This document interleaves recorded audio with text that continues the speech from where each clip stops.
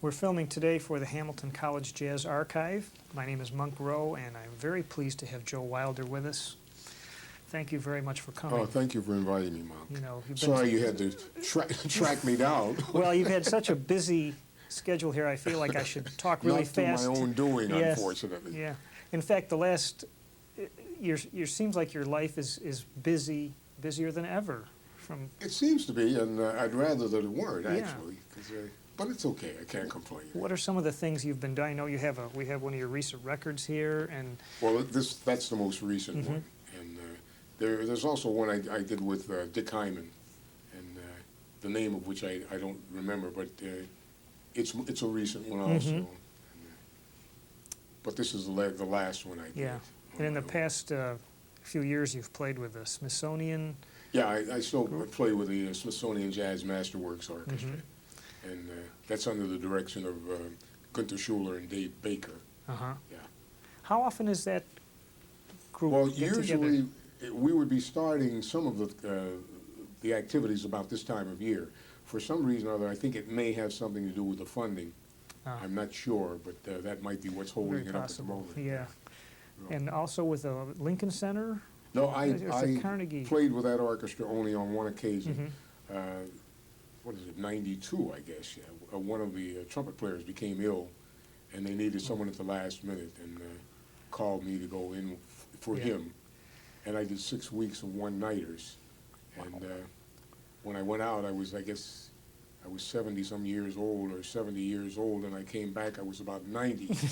I haven't been on the road with like that for years. That can be a tough thing, can it? Yeah, it was nice. It was interesting, because I sat next to Winton, who's musically a joy, you know, and I had a lot of fun. The little I've got to know you on the phone, and right. It sounds to me like you're a person who really puts a lot of stock in a good work ethic. Is that, I mean, being on time and all that kind of... Right. It's very important, and yeah. It's not that way for all musicians, or in any line of work, I guess. Yeah, that's true. It's a pleasure to see that. Did you come from a musical family? My father played originally cornet, and then he switched to sousaphone. And while he was playing sousaphone, he studied bass violin, and so he doubled on sousaphone and bass violin when that was in vogue. And then he later on just played bass violin. And he played, and my father played, I guess, until he was about 87, or no, he was about 88. And he sent me a letter saying that he had played the bass violin as long as he wanted to, and he thought that was enough, and he stopped. At 88? And he stopped playing.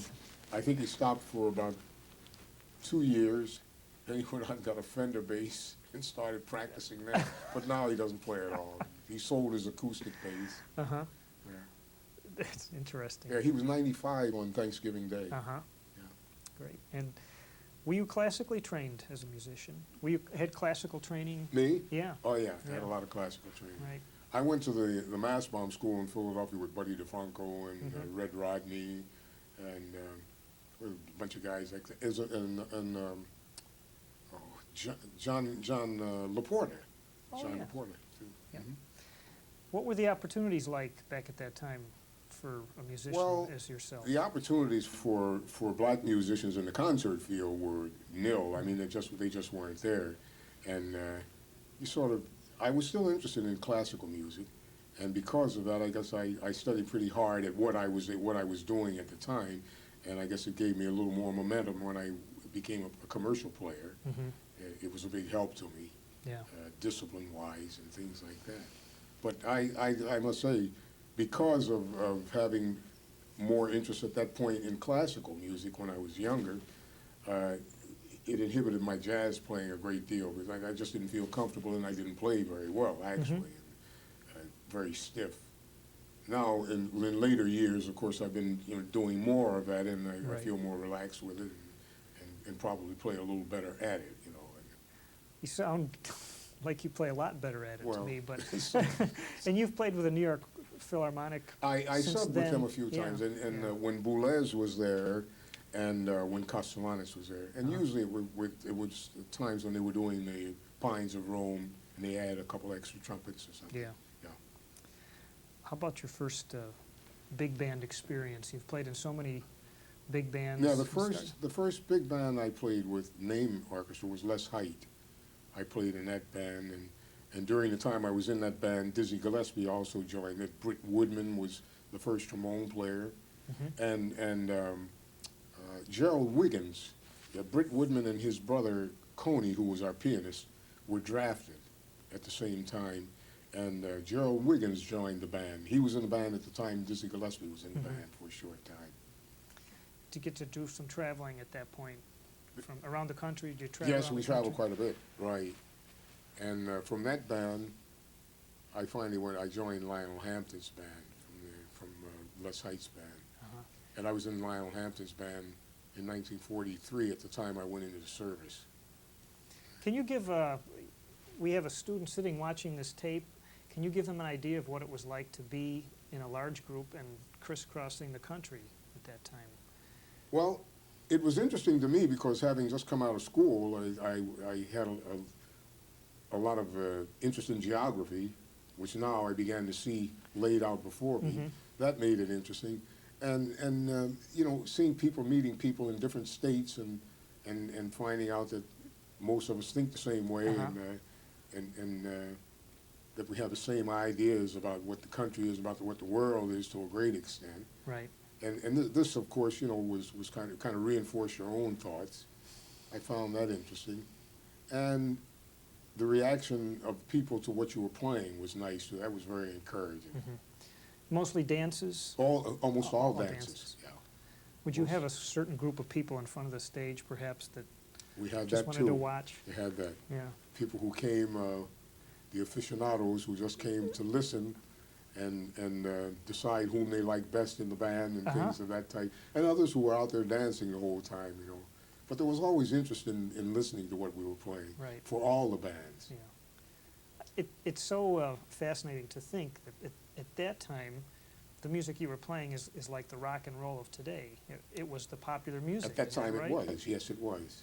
It was quite popular. Yeah. And another thing, people listened to a lot of your recordings, so that when you went to a town to play, if you had a few recordings out, they had listened to them and they knew every note, certainly of the ensemble playing, And some of the solos, if you repeated them the same way each time, they could sing them note for note, That was true with Benny Goodman and all the big bands at that time. And Hamp was quite a showman, wasn't he, at that time? That was, the Hamp's band was some band.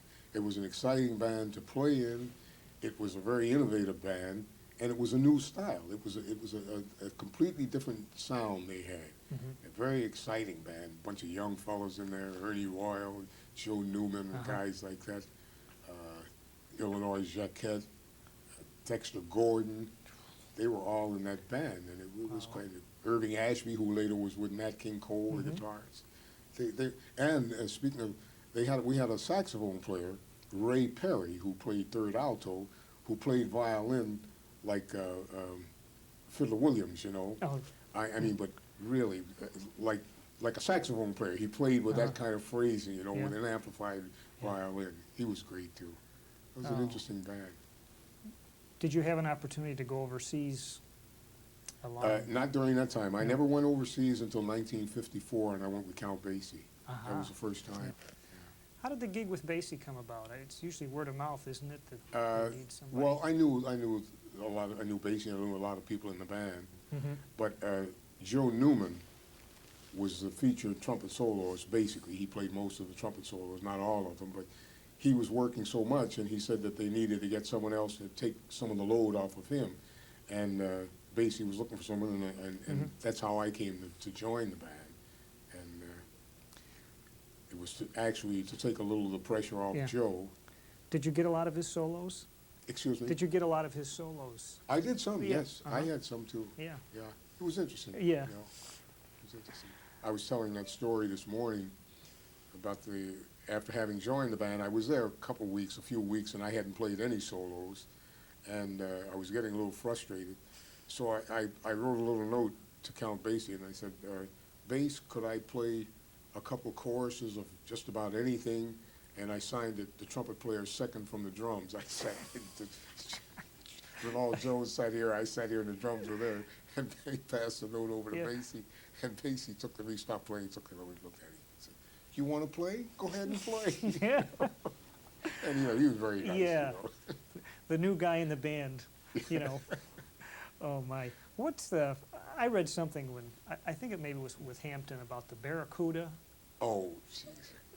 Barracuda was a mythical person who came to clean up everything that was unsavory, whatever. Yeah. Lionel Hampton, for instance, his wife would buy a hat for him, a Stetson hat or some expensive hat, and when they put it on him in the shop, it looked just great. And when he'd come out, he'd have it on. Then the first time he took it off and put it on again, instead of the brim being like this, it would be waving, because he had it turned at an angle, and the guys would say, that hat looks pretty bad. And someone would say, yeah, probably before the night is over, Barracuda will have it. And before the night would be over, Lionel would go to sleep in the bus or on the train, the hat would disappear. Gone out the door of the train or someplace and thrown away. Or if they had some arrangements, we'd get some arrangements, and nobody particularly liked it. And the guys would say, well, I think before this week is out, Barracuda will probably end up with the first trumpet part and the first alto parts or something. And sure enough, Lionel would call that tune a couple nights later, and guys would start fishing. Say, geez, I can't find the first trumpet part. And the lead alto part's gone, and the trombone part's Oh, gone. man. It would be gone. They'd throw it away. With Dinah Washington was with us. She joined the orchestra, and we were on a train making a long trip, and she had these bedroom slippers on like rabbit fur, and the guys were saying, this really brings the band down. The guys were saying, they said, don't worry, Barracuda will take care of it. And of course, she woke up the next morning. She had one slipper. That's I mean, great. they would do things like that. It's But to unbelievable. throw away the one is even better know, too. sure. If they're both missing, the one is. But that's who Barracuda Yeah. was. We never discovered exactly who he was, but he was there. Oh boy. Have you lived in New York most of your life? I guess, yes, I have, as Yeah. a matter of fact, since 1947. I was born in Colwyn, Pennsylvania, though. Yeah. And I went into the Marine Corps for 3 years. When I came out, I went back with Lionel Hampton, and I stayed there a short time, and I wasn't very happy, and I left that band and went with Jimmy Lunsford. So Were you able to play in the service? Were you able to? Yeah, I was the assistant bandmaster Uh-huh. at the Montford Point Marine Base. Yeah. Yeah, my platoon, as a matter of fact, this was the first time they had black Marines, and my platoon brought the number of black Marines to 1,000, the first 1,000 black Marines. Yeah. Most of the musicians we've talked to who were in the service were able to play Most music. of them were, yeah. But we took regular basic training Yeah. too, so that we were always being reminded that you're in the band, but you're in the Marine Corps too, And, Well, New York was a pretty hot town, 52nd Street and all that. all those places. But oddly enough, I almost hate to admit it, I never went there. Uh-huh. I don't drink and I don't smoke, and I couldn't stand Yeah. the smoke in most of the clubs, Yeah. And I played in Birdland with Count Basie, and I played in another place called Bop City with Herbie Field's band. And I always had difficulty with the smoke in those places, so I tried to Yeah. stay away as much as possible. And I never went into the clubs on 52nd Uh-huh. Street. And it's almost criminal that I was here when they were running, and that I was there rather when they were functioning. But I just never went. Yeah. I Well, admired the guys who were working there. And Yeah. they were tremendous. Yeah. The jam session was a big part of learning Oh the yeah, music. it was. So I used to go to Minton's. Uh-huh. Guys used to jam in there. Sometimes play with Charlie Parker. Uh-huh. And Monk used to play there. He would be, and what's her name? Carmen McRae she used to sing there, and she used to play piano or something. She played piano very well. Yeah. And sometimes she would be there and I'd play behind her or something. You know. Seems like I read something about a fellow that you called the Demon. The Demon? Oh, the Demon at Yeah. at Minton's. Who was this? He was a tenor player. I think he played tenor, and he was a fellow who didn't play very well, Uh-huh. but he was very persistent. He would come up and when all the other guys were up there jamming, guys who were known to be pretty talented, and he would just stand there, you know, and say he'd stand there and sort of look with his horn hanging and say, you know, like, when do I play, you know, or something. And finally, somebody say, okay, come on. They called him a demon because he would play like 10 choruses and compiled, they wouldn't make one decent chorus, you know, but he would never let up till he played maybe 8 or 9 choruses or something. And the guys would say, will he ever stop, you know? And then Teddy Hill, the former band leader, was the manager of the club. And Eddie Lockjaw Davis was like the major domo in this place, you know. And the guys would say, he'd be standing up there. He's the one, he would be very nice. He'd say, okay, come on, Demon, you can play. And he'd get fed up. He'd say, okay, like, are you going to stop the guy? We keep playing. He would go get Teddy Hill. And he'd say, Teddy, come get the Demon. And Teddy would come, and Teddy would stand there, and the Demon would still be playing, you know, and Teddy would stand and say, okay, Demon, get off my bandstand. Just chase him off the bandstand. Oh, It was my. crude, but it was comical, too, you know. And he never stopped. He was the No, next night, he'd no. be back doing the same thing. Jeez. Wow. Yeah, there's some funny times. Oh. The Basie Band, you were with them, what, just about a year? No, I was That's- with him far less than a year. Yeah. Yes, it was a very short time. Uh-huh. Yeah. Was Joe Williams on the band at that time? No, Joe wasn't Okay. on the band at that Uh-huh. time. I met Joe Williams, incidentally, the first time I worked with Joe Williams. He was a vocalist with Lionel Hampton's band. Oh, He yeah. sang in Lionel Hampton's band. No blues, he was a ballad singer, Mhm. and a good one, you know. Yeah. He sang ballad, beautiful singer. And I, when he started with the blues in Basie's band, I was surprised, you know, because I knew him as a ballad singer and a really good ballad singer. He Right. still does, for that matter. Sure. But, All of a sudden, he's like the blues man. yeah, You know? he is the yeah. blues singer of today. That's great. Benny Goodman, you traveled with Goodman some? I went to Russia with Uh-huh. Benny for the State Department, and that was an interesting trip. It was a good orchestra, a really good orchestra, and had Benny been nicer on the trip, I think we would have all had a wonderful time. Yeah. But the guys in the band were so fond of each other that it just took the curse off of anything else that was unpleasant, you know. Mm. Yeah. But that was an interesting trip, very interesting. The Cold War was at its peak, and you could just feel the tension, especially in Moscow and Leningrad, where you had a lot of military people, and it was just like a very eerie kind of a feeling, like at any moment you sort of felt that a war could break Wow. out, because there was just a pall over everything there, you know, and people were suspicious. They watched you. They just seemed to feel that anything, if you took a picture, you were going to take a picture that would denigrate the people, and it was a little difficult. I don't think any of us actually became close friends with anybody there because you couldn't get that close to the Yeah. people. They were afraid, and we had been warned to be careful, you know, and Wow. To be Yeah. so far from home. Yeah. and yet the people were just like people here. If you had removed them bodily from where they were and put them here, you would never have known that they were from Russia. And I'm sure if we had done the same with us, they wouldn't have seen a difference either, No. you know. But it's a psychological thing.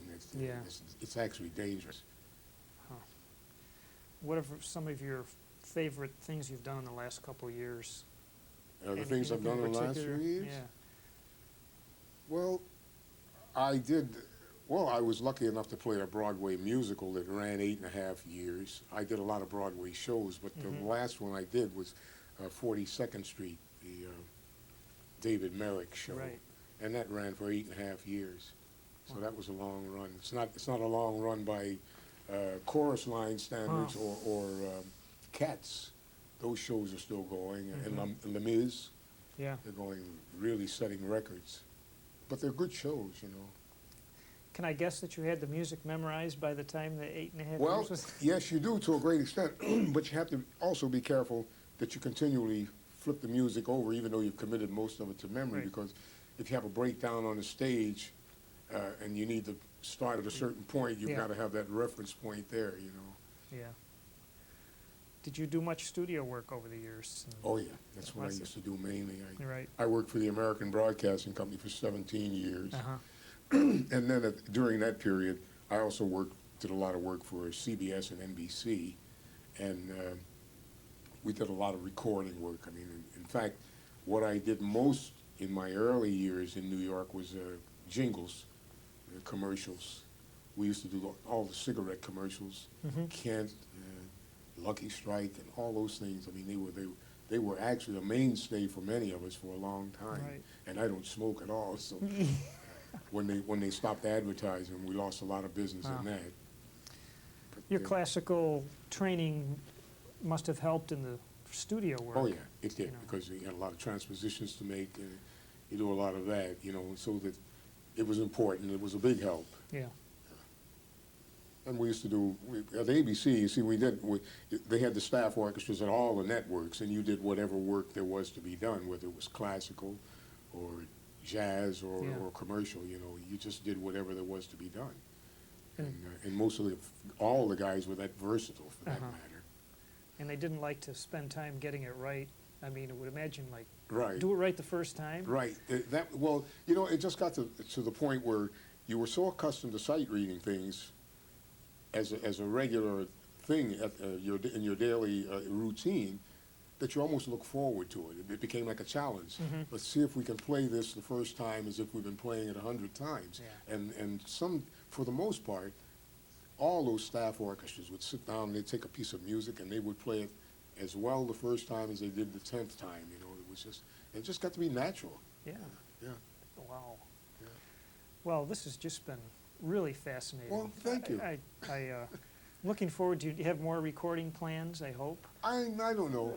I don't know. It depends. I've had some general work done, and I'm not too happy with the results I'm getting with my playing Yeah. as a result of it. And I have to have some adjustments made. And when I go back to New York, I'll see what I can do about it and Right. see if it improves. If it doesn't, then I'll know it's the end of the line and try to accept it gracefully. Uh-huh.